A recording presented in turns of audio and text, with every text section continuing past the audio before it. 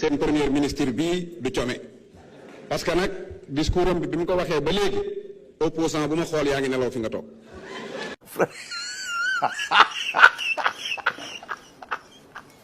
Sur le plan politique, enfin.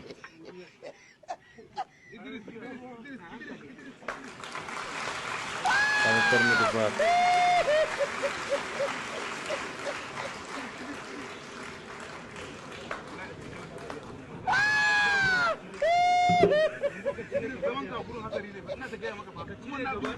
Je vois des députés qui souffrent alors qu'ils sont tranquillement assis depuis 2 heures de temps.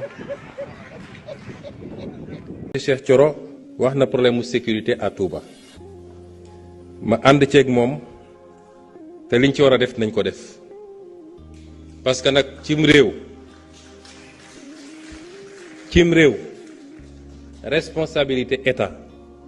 mooy képp kuy sénégalais ñu assurer la sécurité te état warul toog ba seetaan ba ay civil groupe ak groupe ku nekk yenu sa jaasi wala sa bant ne damay fayul sam bopp parce que dóor nañ ma parce que gaaj nañ ma loolu liñ ci war a def nañ ko def parce que loolu ci kaaraange général la bokk ñiñ ci war a seeti nañ leen seeti ñiñ ci war a waxtaanal nañ ci waxtaan waaye it nañu fexe ba loolu ñu xoolee ko neneen ba citoyen du mun a dal ci kaw citoyen